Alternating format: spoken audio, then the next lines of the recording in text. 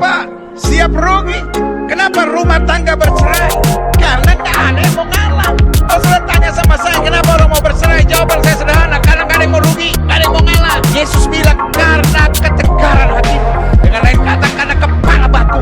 Kalau saja suami mau ngalah, kita bisa ngalah sudah kebanyakan. Barang siapa rela kehilangan nyawanya, justru akan mendapatkan. Paulus bilang apa yang dulu kuanggap kebanggaan, yang menjadi kebanggaan kita biasanya siapa sih? Harga diri. Oh, saya pendeta. Lu punya harga diri terlalu tinggi, sehingga apapun, oh harga diri, harga diri, harga diri. Kita harus membiarkan harga diri kita serendah-rendahnya, karena memang kita hamba, supaya kita bisa diangkat oleh Tuhan setinggi-tingginya. Bahkan saudara-saudara yang keras, berdirilah teguh, jangan goyah, lihatlah selalu dalam pekerjaan Tuhan, sebab kamu tahu bahwa dalam persekutuan dengan Tuhan, jerih payahmu tidak sia-sia. Dunia makin penuh dengan orang-orang egois. Dunia makin penuh dengan orang-orang kepala batu. Dunia makin penuh dengan orang-orang yang hanya menekankan harga diri, mencari kepentingan diri sendiri, dan dengan egois, kepala batu, dan mementingkan diri sendiri, ujung-ujungnya kita menyakiti banyak orang, kita merugikan banyak orang. Tetapi orang yang sudah mengalami kasih Tuhan dalam hidupnya, dia tidak akan menjadi orang-orang yang kepala batu. Dia tidak jadi orang-orang yang mementingkan diri sendiri, tetapi dia mau menjadi orang yang mau berkorban, siap rugi, dengan hati yang melayani untuk menghadirkan damai dan menyatakan kasih yang sesungguhnya. Yang setuju katakan amin. Tanpa kita siap rugi, kita hanya menjadi orang yang menyebalkan dan menyusahkan orang lain. Tapi kalau kita siap rugi, siap berkorban, siap menderita, maka sesuatu yang besar akan terjadi dalam hidup. Lihat, aku berdiri di muka pintu dan mengetuk. Jikalau ada orang yang mendengar suaraku dan membukakan pintu, aku akan masuk mendapatkannya, dan aku akan makan bersama-sama dengan dia, dan ia bersama-sama dengan aku. Meskipun aku akan memuntahkan, tapi kalau aku berdiri di muka pintu dan mengetuk, kalau aku memanggil engkau dan engkau berbalik, kalau aku memilih engkau dan engkau sadar, maka aku akan masuk bersama-sama dengan engkau, makan bersama-sama dengan engkau. Yang setuju katakan amin.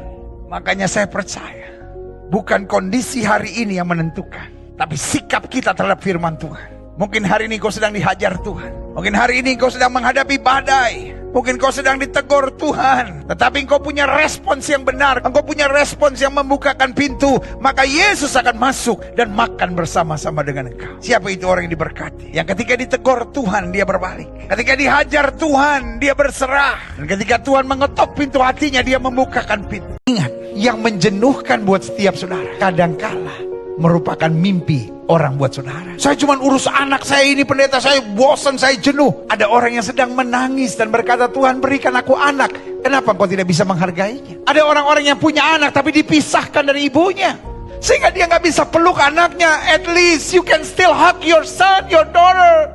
Love her, love him. Kenapa akhirnya saudara hanya complaining? Iblis telah menguasai hati saudara, sehingga saudara hanya merasa semuanya rutin. Saudara berkata, pendeta gak pernah ngalamin, tapi saya cuma di rumah aja. At least engkau masih punya rumah. As a servant of God, saya harus menghadapi orang-orang yang gak punya rumah sama sekali.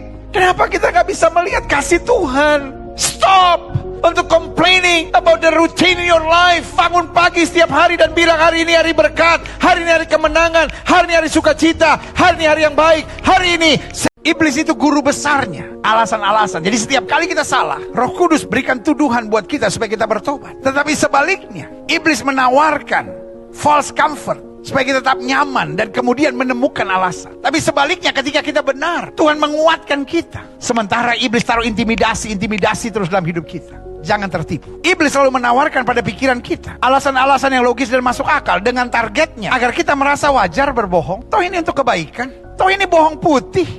Bawang putih ada, bohong putih nggak ada, saudara. Ngerti nggak maksud saya? Kita merasa wajar berbohong. Ya kan kita masih di dunia, pendeta. Betul saya bertobat, betul saya pelayanan. Tapi kan banyak yang saya udah buat Tuhan. Ya sekali-sekali ada kekurangan, ada kesalahan normalan. No, tidak ada dosa yang terlalu besar sampai Yesus nggak bisa ampuni. Tapi tidak ada dosa yang terlalu kecil sampai kita bisa seenaknya melakukannya. Sebagai hamba Allah, saya hanya mau ingatkan buat saudara, untuk kita membereskan dosa-dosa kita. Maka pikirku, sebentar lagi orang Filistin akan menyerang aku di Gilgal, padahal aku belum memohon belas kasihan Tuhan. Sebab itu aku memberanikan diri lalu mempersembahkan korban bakaran. Kalau kita baca ayat ini sepintas, kesannya wow, Saul artinya luar biasa. Samuel sudah salah, tapi aku memberanikan diri. Sebab bagaimana dengan rakyat? Aku hanya untuk membela rakyat, dan aku belum memohon belas kasihan Tuhan. Tuhan, aku juga sebetulnya tahu ini salah, aku gak berani, tapi aku memberanikan diri. Wow, iblis paling lihai. Sehingga kita menemukan istilah-istilah yang baik untuk menutupi kesalahan-kesalahan kita. Jangan bangga kalau engkau berhasil menutupi kesalahan-kesalahanmu dengan kalimat-kalimat yang manis. Itu berarti hikmat dari setan sedang mengendalikan dirimu. Karena kalau saudara cover up your sin dengan liku-liku saudara, yang rugi saudara sendiri, yang hancur saudara sendiri. Mungkin orang di sekitar saudara nggak tahu, tetapi upah dosa ialah maut. Folks, I love you. Jangan sampai kau kehilangan berkat rancangan Tuhan, kedahsyatan Tuhan hanya dari buahnya lah. Kamu akan mengenal mereka. Buahnya apa? Buahnya suka mengabarkan Injil? Buahnya hidup dalam kasih? Buahnya siap berkorban? Atau buahnya hanya menciptakan perpecahan dalam tubuh Kristus? Kalau pengajaran saudara, pengajaran perpecahan, orang gak bisa petik buah damai. Orang gak bisa petik buah kasih. Orang gak bisa petik buah anggur, karena yang saudara kabarkan adalah semak duri. Dan setiap pohon yang tidak menghasilkan buah yang baik pasti ditebang dan dibuang ke dalam api. Siapa yang tebang? Tuhan sendiri. Tugas kita hanya menasehati, bukan mempermalukan, bukan menyerang. Tugas kita bukan berdebat dan memojokkan, bukan. Tugas kita berdiskusi. Kalaupun diskusi sudah tertutup pintunya, tugas kita mendoakan. Tugas kita menjaga kawanan domba kita. Saya bangga sama kawan-kawan saya yang dipercayakan Tuhan dengan panggilan apologet. Dan saya terus mendoakan mereka, karena lewat mereka banyak-banyak orang diselamatkan. Sebagai hamba Tuhan yang mencintai saudara, saya hanya mau bilang, yang melayani dengan tulus akan terus maju. Tetapi yang hati waspadalah terhadap nabi-nabi palsu yang datang kepadamu dengan menyamar seperti domba, tetapi sesungguhnya mereka adalah serigala yang buas. Kalau kita sebagai jemaat harus hati-hati. Tapi kalau kita hamba Tuhan lalu menjumpai hamba Tuhan yang palsu, kita tahu hamba Tuhan palsu itu ada dua. Ada yang memang dirasuk oleh setan, dikuasai oleh setan, dan sadar dia mengabarkan ajaran yang keliru. Tapi yang kedua adalah hamba Tuhan yang sebetulnya tulus, tapi mendapat pelajaran yang salah sebelumnya. Nah, ini kan bisa kita ajak diskusi.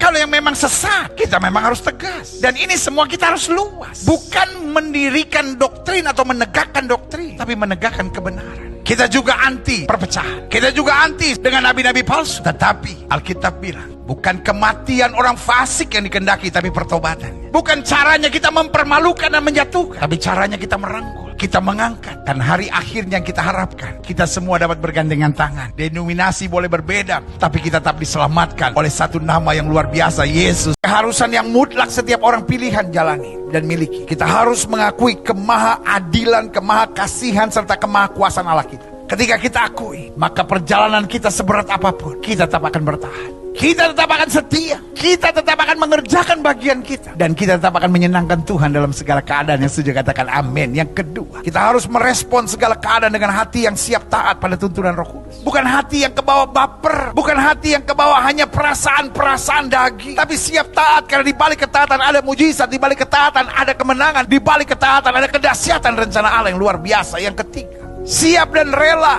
melalui proses pendidikan Tuhan, tanpa jiwa pemberontakan, tanpa jiwa yang mempertanyakan, Tuhan kenapa ini? Saya tidak pernah punya hak untuk bertanya kenapa, karena saya hanya punya tanggung jawab untuk berkata yes, I am ready. Seberat apapun, engkau hanya berdiri dan bilang siap Tuhan. Sebab itu jauhilah nafsu orang muda. Nah, ini yang dimaksud menyucikan diri dari hal-hal yang jahat. Kejarlah keadilan, kejarlah kesetiaan, kejarlah kasih, kejarlah damai bersama-sama dengan mereka yang berseru kepada Tuhan dengan hati yang murni. Jadi ada yang menyebut nama Tuhan atau berseru kepada Tuhan tapi dengan hati yang busuk. Kenapa kita akhirnya dipakai untuk maksud yang tidak mulia? Karena kita suka mencari soal yang dicari-cari. Kita cari kekurangan orang, kita cari kesalahan orang, supaya kita kelihatan hebat. Ini yang Alkitab bilang, hindari soal yang dicari-cari, yang bodoh dan tidak layak. Engkau tahu bahwa soal-soal itu ujung-ujungnya hasilnya menimbulkan pertengkaran. Terjemahan aslinya bilang menciptakan persaingan dan kompetisi. Tidak ada kompetisi dalam ladangnya Tuhan, karena Tuhan hanya cari yang taat dan setia. Alkitab bilang di hari terakhir ada orang-orang yang berkata, aku sudah berbuat demi namamu, aku sudah usir setan demi namamu,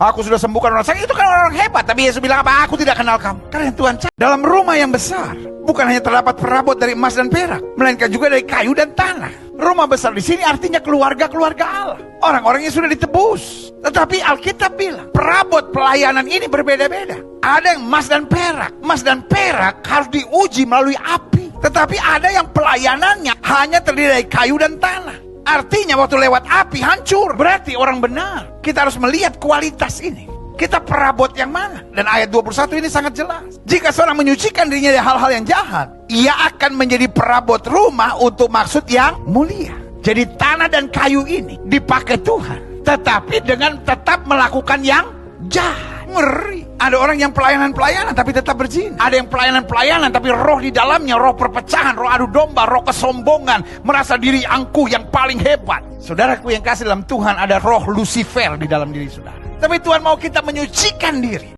dan dengan lemah lembut dapat menuntun orang yang suka melawan. Sebab mungkin Tuhan memberikan kesempatan kepada mereka untuk bertobat dan memimpin mereka sehingga mereka mengenal kebenaran. Dan dengan demikian mereka menjadi sadar kembali karena apa? Terlepas dari jerat iblis yang telah mengikat mereka pada kehendaknya. Berarti dalam dunia ini ada orang-orang yang terikat dengan jerat iblis. Dan orang yang terikat dengan jerat iblis, ciri-cirinya selalu memancing keributan, tidak peduli dengan firman Tuhan. Dia hanya mencari kesenangan daging, hidup munafik. Dia ada di gereja, dia kadang-kala mendengar firman, dia kadang-kala terlibat dalam pelayanan-pelayanan, tetapi hidupnya bertentangan dengan firman Tuhan. Dan untuk menghadapinya, kita harus hidup dengan kualitas emas dan perak. Karena itu yang iblis mau, menempatkan orang-orang yang terikat jerat iblis di sekitar kita, supaya akhirnya kita stres, supaya akhirnya kita tertekan, supaya akhirnya kita emosi, supaya akhirnya kita terpancing, dan akhirnya meledak amarah kita. Tapi dalam nama Yesus saya mau ingatkan, Tuhan sedang mempersiapkan engkau. Ini waktunya, mau saudara polisi, mau saudara tentara, mau saudara hakim, saudara jaksa, siapapun saudara, ini waktunya untuk kita melayani Tuhan, ya kan? Banyak orang saat-saat seperti ini masih cari duit, saudara, astaga, ya kan? Saya ngeri dengar cerita-cerita tentang mafia obat, mafia alat-alat kesehatan, rumah sakit. Bayangkan, ada banyak orang yang mencari uang, mencari keuntungan, di tengah nyawa manusia sedang dipermainkan. Saya percaya para mafia alat-alat kesehatan, para mafia obat, kalau engkau tidak bertobat, engkau dilempar ke neraka yang paling dalam, karena engkau mempermainkan nyawa orang untuk supaya kantongmu lebih tebal. Dan izinkan saya bukan orang politik, dan saya juga nggak ada urusan dengan ini semua. Saya hanya bilang, bertobatlah engkau sebelum akhirnya kau dilemparkan ke neraka, dipanggang di api jahanam itu. Kalau saya bicara ini karena saya mengasihi, dan saya rindu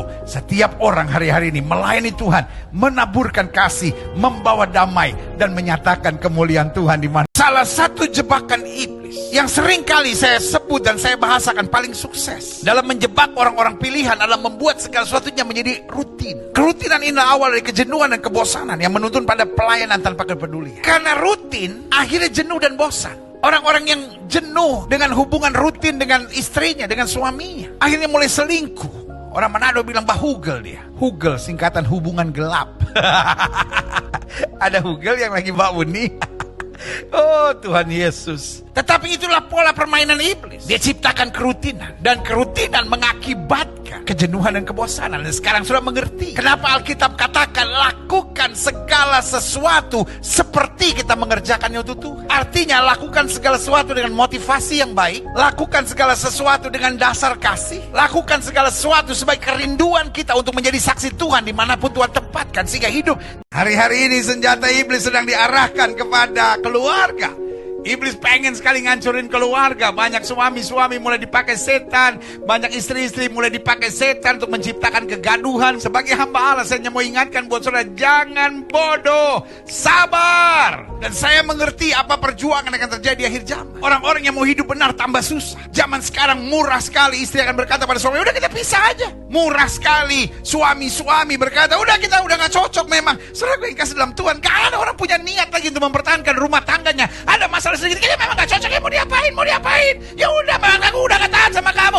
Dalam nama Yesus, setan sudah menguasai hidup saudara. Saya hanya mau ingatkan buat saudara, hari-hari ini untuk hidup mempertahankan sesuatu yang benar, mempertahankan prinsip nilai-nilai kerajaan sorga akan makin bertambah berat. Tapi ingatkan diri saudara sendiri, aku masih punya Tuhan, aku masih punya pengharapan, aku